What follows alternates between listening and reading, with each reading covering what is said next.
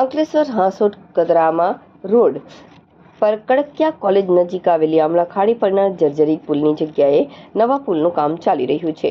ચોમાસામાં ખાડી ઓવરટોપિંગ થવાની ભીતિને લીધે અધિક જિલ્લા મેજિસ્ટ્રેટ આર.બી. ભોગાયતા 8 જુલાઈના રોજ એક કડક જાહેરનામું બહાર પાડીને આગામી 9 નવેમ્બર 2026 સુધી આ માર્ગ પર તમામ પ્રકારના વાહનોની અવરજવર પર સંપૂર્ણ પ્રતિબંધ મૂક્યો હતો. જોકે આ જાહેરનામું બહાર પાડ્યાના માત્ર 15 જ દિવસમાં દાંડી હેરિટેજ નેશનલ હાઈવે પર ડાયવર્ઝન રિપેર થતાં જ બેરિકેડ્સ હટાવીને પુનઃ વાહનોની અવરજવર શરૂ કરી દેવાતા વહીવટી તંત્રની કામગીરી સામે મોટા સવાલો ઊભા થયા છે.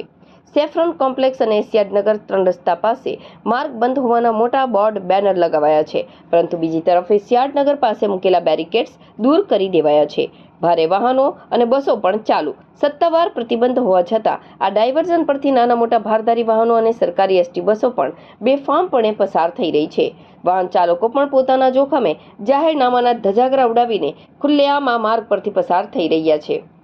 ચોમાસાની ઋતુમાં જો ભારે વરસાદ પડે કે આમલા ખાડીમાં પૂર આવવાના કારણે આ ડાયવર્ઝનનું ધોવાણ થાય અને કોઈ મોટી જાનહાનિ કે દુર્ઘટના સર્જાય તો તેનો જવાબદાર કોણ? જાહેરનામું અમલમાં હોવા છતાં જો કોઈ અકસ્માત કે હોનારત થશે તો માર્ગ બંધનું જાહેરનામું તો બહાર પાડેલું જ હતું તેમ કહીને તંત્ર હાથ અદ્ધર કરી લેશે તો નવાઈ નહીં.